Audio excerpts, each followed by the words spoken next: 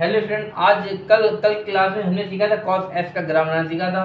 तो आज हम लोग सीखेंगे cos इनवर्स s का ग्राफ बनाना। ये बात हम पहले ही बता चुके हैं, फिर एक बार रिपीट कर रहे हैं। cos इनवर्स s का ग्राफ तभी आप बना पाएंगे जब function one one onto exist करता हो। तो जो cos s का जो ये ग्राफ बना है वो मैनी वन फंक्शन का है। ठीक है, तो ये cos s का जो इसको पहले वन वन आंटो में वैल्यू रिस्ट्रिक्ट करके वन वन आंटो बनाएंगे। देखिए, जब हमने cos s का ग्राफ बनाया था यहाँ से यहाँ तक हमें ये वैल्यू मिलती गई, यहाँ से रिस्ट्रिक्ट पाई तक वैल्यू मिलती गई -1, यहाँ से लेकर यहाँ तक दीजिए ये वैल्यू यहाँ सेम है, सॉरी मतलब कंटिन्यू चेंज होती जा रही है।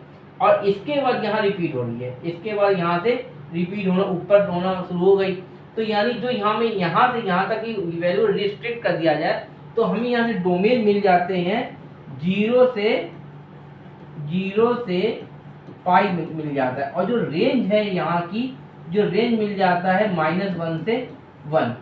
ठीक, अब जो cos इनवर्स का x का ग्राफ बनाएंगे, cos इनवर्स x का जब ग्राफ बनाएंगे तो जो डोमेन है वो रेंज का, अब वो रेंज का काम ये करेगा और जो रेंज की है वो डोमेन का काम करेगा, उल्टा हो जाता है। ठीक, डेफिनेशन इनवर्स की तो लेकिन वन वन आंटो एग्जिस्ट करता है वो डेफिनेशन हो गई। अब जो डोमेन है, ग्राफ बनाते समय जो डोमेन है वो रेंज का काम करेगा, जो रेंज है वो डोमेन का काम करेगा। जो रेंज आई है 0 से पाई, जो रेंज है 0 से पाई, यही आपका प्रिंसिपल वैल्यू का काम करेगा, ये प्रिंसिपल वैल्यू।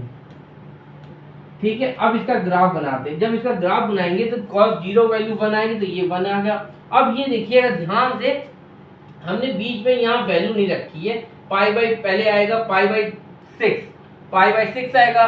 पाई बाई 6 किसका होता है ये हम बहुत डिस्कस कर चुके हैं लास्ट क्लास में, 30, और पाई बाई 4 45, और पाई बाई 3 आएगा 60, फिर पाई बाई 2 90 आएगा। तो ये वैल्यू हमने इसलिए बीच में इसलिए रखी क्योंकि हमें सारी वैल्यू डेसिमल मिलेंगी। ठीक, सारी वैल्यू डेसिमल मिलेंगी, तो यहाँ से अगर पाई बाई 3 रखा तो 0.71 मिलता।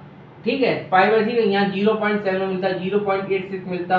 ठीक, तो ये सारी वैल्यू यहाँ पर हमें डेसिमल में ही मिलती, तो ये सीधे से नहीं रखा। ठीक, तो यहाँ से ये ग्राफ बनाना शुरू करेंगे तो ये ऐसे जाएगा, ऐसे।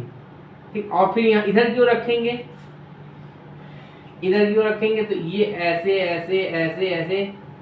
ये cos पाई पे जाकर -1 हो जाएगा। ठीक, cos पाई पर ये देखिए cos पाई पे जाकर -1 हो जाएगा, और इधर से फिर पाई बाई रुकेगा।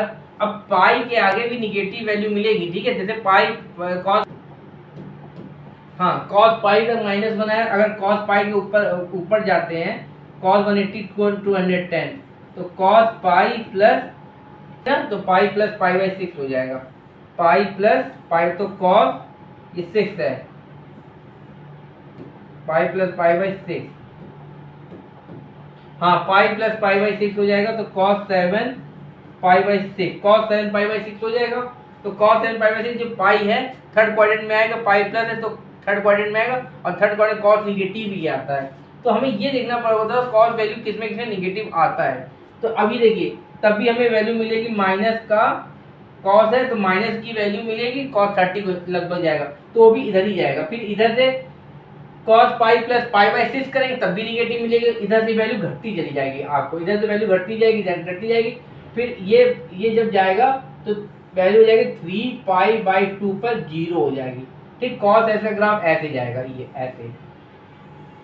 और जो इसके बीच में वैल्यू है पाई जगह 3 पाई बाई 2 के बीच में सब वैल्यू आपको ये इसके बीच में सब आपको वैल्यू डेसिमल में ही मिलेंगी। ठीक, तो ये था आपका cos इनवर्स ग्राफ, ऐसे जाएगा। ठीक, ये था।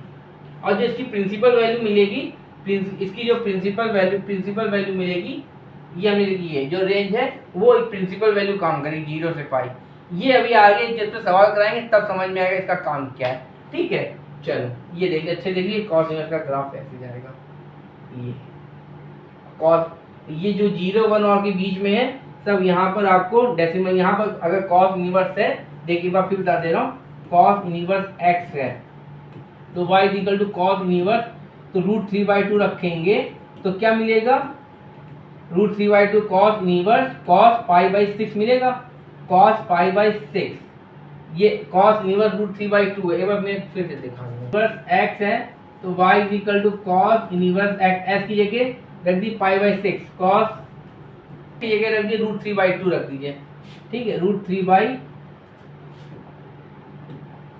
एक्स है तो एस की जगह रख दी रूट 3/2, ठीक। तो रूट 3/2 हमने रखा तो इसकी जगह आप लिख सकते हैं कॉस पाई बाई 3, ठीक। तो ये साफ होगा तो पाई बाई 3, ठीक। तो यहाँ पाई बाई 3 इधर आ जाएगा, पाई बाई 3 इधर आएगा, रूट 3/2 की वैल्यू हो जाएगी लगभग 0.71 0.86, तो ये सब इसी डेसिमल में आएगा।